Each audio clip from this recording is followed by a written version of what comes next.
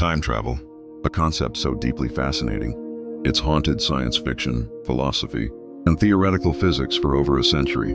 But beneath the excitement of jumping through eras lies a dark, silent contradiction. A paradox that questions the very possibility of time itself flowing backward. It begins with a thought experiment.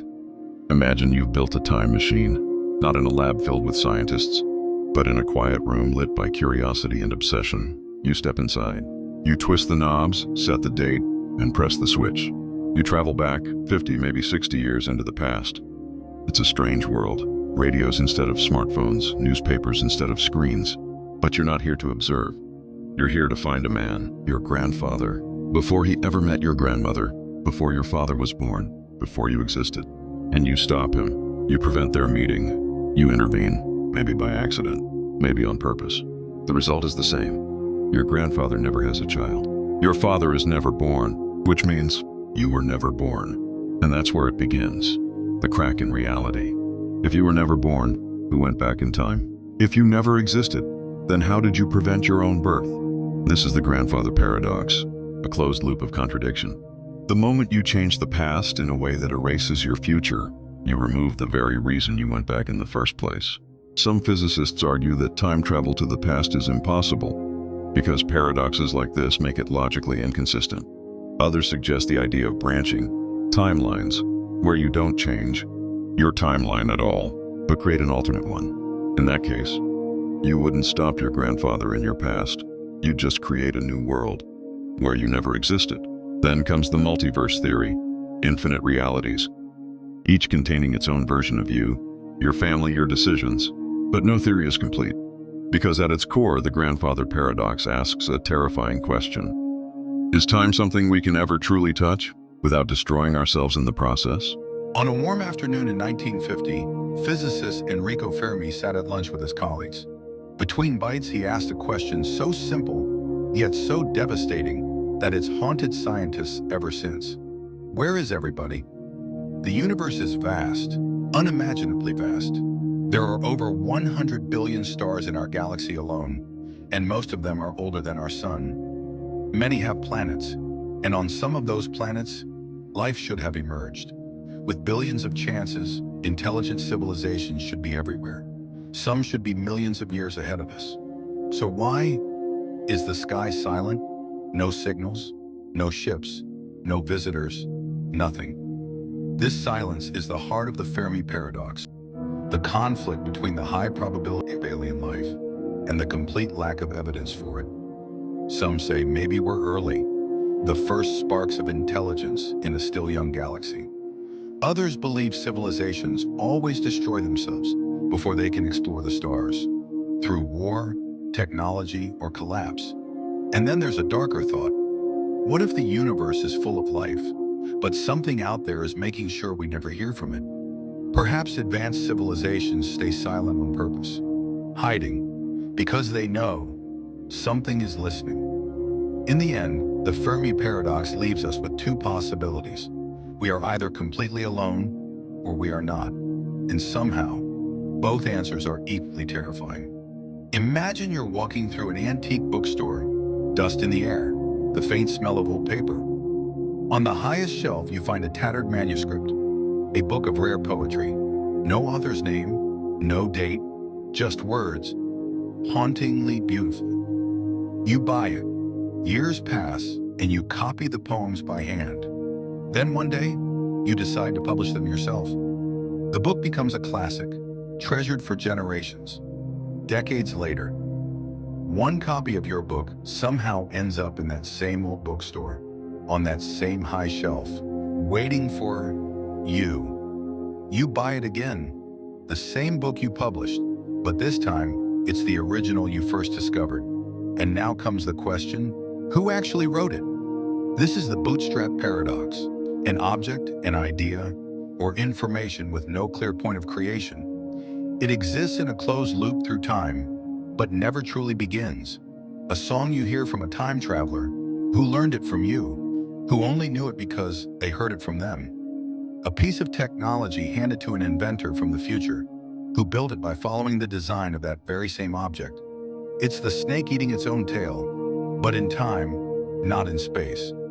The paradox forces us to ask, can something exist without ever being created?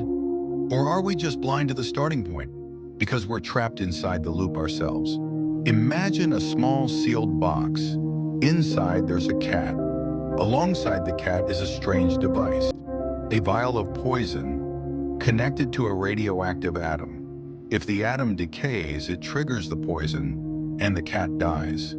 If it doesn't decay, the cat lives. Here's the twist. In the quantum world, until we look, that atom exists in two states at once, decayed and not decayed, which means the cat is both alive and dead at the same time. This is Schrödinger's paradox, a thought experiment created by physicist Erwin Schrödinger in 1935 to show how strange quantum mechanics really is. In our everyday lives, something can't be two things at once. A light switch is either on or off. A glass is either full or empty. But in the quantum world, particles can exist in a superposition, multiple states at the same time, until they're observed. The moment you open the box, reality chooses. The cat is either alive or dead, never both.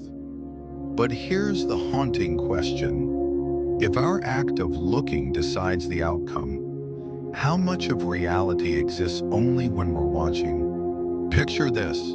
An arrow flies through the air, smooth, silent. You freeze time in your mind. In that frozen moment, the arrow isn't moving, it's just hanging there, suspended, occupying one single point in space. Now unfreeze it for just an instant, then pause again. Once more. The arrow hasn't moved. If every moment of time is just a single frozen frame, and in each frame the arrow is still, how can it ever move at all? This is the arrow paradox, first described by the ancient Greek philosopher Zeno over 2,000 years ago. Zeno argued that motion itself is an illusion, that what we call movement is just an endless series of still moments, stitched together in our minds. Modern physics explains motion differently. Using calculus, we can describe continuous change. But the paradox still whispers a deeper question. If the present is all that exists, and in the present nothing moves, then is movement just something our brains invent? Maybe the arrow never truly moves at all. Maybe neither do we. Imagine a hotel, not just any hotel. This one has an infinite number of rooms. Every single room is full, no vacancies. Now, a new guest arrives. You'd think there's no way to fit them in, but the manager smiles and says, "No problem." He asks the guest in room 1 to move to 2. Room 2 moves to room 3. Room 3 moves to room 4, and so on, forever. Room 1 is now empty. The new guest checks in, and the hotel is once again completely full. This is Hilbert's hotel, a thought experiment invented by mathematician David Hilbert to show how strange infinity really is. In a finite hotel, full means full. But in an infinite hotel, you can always make space. Now imagine something even stranger. What if infinite new guests arrive? The manager simply moves the guest in room 1 to room 2, room 2 to room 4, room 3 to room 6. In fact, everyone moves to the room number that's double their current one. Suddenly, all the odd-numbered rooms are empty, and there are infinite odd-numbered rooms available. No matter how many guests you add, there's always room for more. Hilbert's hotel shows us that infinity doesn't follow the rules of the real world. In fact, it doesn't make sense to our everyday logic at all. But here's the eerie part. The universe itself might work in ways just as strange. And if reality is infinite, maybe there's always room for one more. I hope you liked the video. Subscribe, I guess.